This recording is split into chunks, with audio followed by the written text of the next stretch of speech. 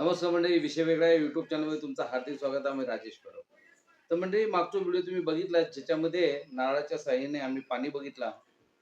पाणी बघितल्याच्या नंतर आम्ही निर्णय घेतलो विहीर मारूचो आणि आम्ही रिंगीची विहीर मारली.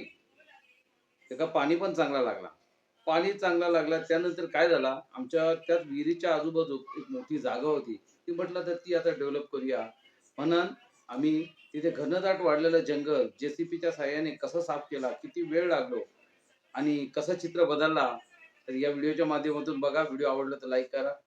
चला तर जाऊया आणि विहिरीची पहिली पूजा करूया, पाण्याची पूजा करूया, जलदेवता प्रसन्न करूया आणि पुढच्या कामाला चला. तर 2023 मेच्या अखेरीस बावडी मारून आमची पूर्ण झाली आणि ते वक्ता म्हटलं बावडीत उतरून बघूया पाणी कसं हाता आणि बावडी पण साफ करूची होती म्हणून बावडीत उतरून बघितलं तर मेच्या अखेरीस पाणी 5 फूट होता बावडेत.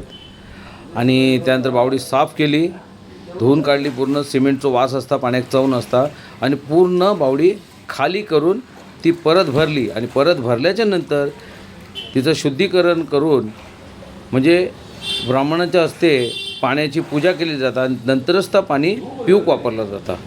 तर चला मग पूजा करूया पाण्याची. म्हणजे अशा प्रकारे भटजींनी पूजा मांडली. पूजा म्हटली की गावी बघा एक लाऊडस्पीकर वगैरे संगीत चालू असतं, पण इथे निसर्गाचं संगीत चालू आहे बघा. पक्षी छान सूर दिला आहे पक्ष्यांनी या पूजेला आणि ब्राह्मणाच्या हस्ते इथे जलदेवतेची पूजा केली जातात. आमचे मोठे बंधू आणि वहिनी आमची पूजेत बसली. तर आपल्या हिंदू धर्मामध्ये निसर्गाने जर आपल्याला काही दिलं आहे, निसर्गाने तर भरभरून दिलं आहे, तर त्याचे आभार व्यक्त करण्याची ही पद्धत आहे. ही पूजा म्हणजे निसर्गाचे आभार की तू आम्हाला भरभरून देत असतोस आणि अशीच कृपादृष्टी तू आमच्यावर ठेवावीस, यासाठी निसर्गाचे मानलेले हे आभार.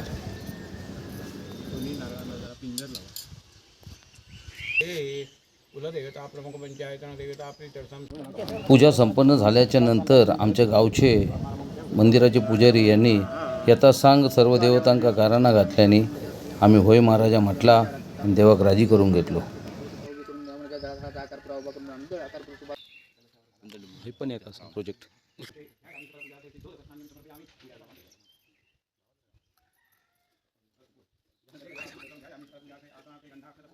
पूजा झाल्यानंतर जलदेवतेला मत्स्य आणि कुर्म यांची चांदीची प्रतिकृती ही जलदेवतेला अर्पण केली जाते आणि अशा प्रकारे ती पूजा संपन्न होते आणि नंतर ते पाणी घरात पिण्यासाठी तुम्ही वापरू शकता. म्हणजे पाण्याची सोय तर झाली, तर त्याच बाजू आमची एक मोठी जागा होती.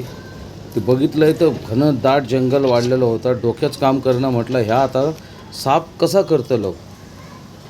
आमच्या बहिणी उभ्या राहिल्या, त्या म्हटल्या आपण साफ करूया. आम्ही कोयता आणि काय काय हत्यारं घेऊन साफ करायला गेलो. बघितलं तर कापच्याने जमेना. थोडा वेळ मेहनत केली, तेवढ्यात माझी बायको पेज घेऊन आली.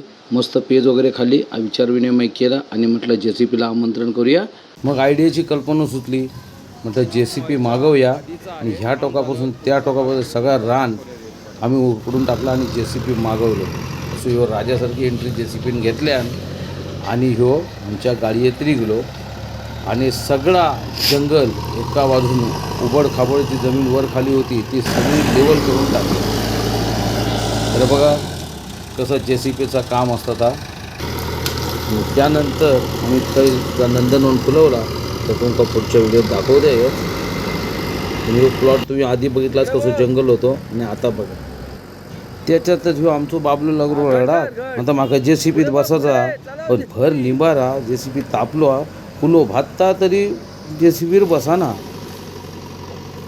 करणी, भेडल्या माडाची झाडा, बोरणी, दिंड्याची ही झाडं ना जमिनीत खूप खोल गेलेली आहेत. ही कुपडून येत नाही, ह्याच्यासाठी ह्यो JCPत लागतात. ही सगळा मुळात सकट उपटून काढली आणि प्लॉट लेवल करून टाकलो. मगाशी जा आतला दिसत नव्हता, तर सगळा साफ करून आता कोपरो दिसाक लागलो. आता उंच सकल उंचवटे रवले, ते लेवल केली की प्लॉट लेवल झालं. आणि मग याच्यातच JCPच्या साहाय्यानं वाळी वाईत रुंद करून घेतली आणि मधसूनच प्लॉटच्या पाण्याची लाईनसुद्धा चर मारून त्यातून टाकून घेतली. म्हणजे घरपोच पाणी पण झालं. म्हणजे सगळी कामं एका फटक्यातच उरकून टाकली. ह्या जर जंगल सगळं वाढलं ना, ह्या साफ करूक JCBक आमकां 12 तास लागले. आणि 12 तासाच्या नंतर ह्यो रिझल्ट समोर येलो. तर मंडळी अशा प्रकारे आम्ही पाण्याची पूजा केली, ह्या सगळा वाढलेला जंगल साफ केला. आता याच्यात नंदनवन फुलवला. या पुढच्या व्हिडिओत मी तुमका नक्की दाखवतो. व्हिडिओ आवडल्यास लाईक करा, शेअर करा, कमेंट करा. पुढच्या व्हिडिओत नक्की भेटूया. धन्यवाद.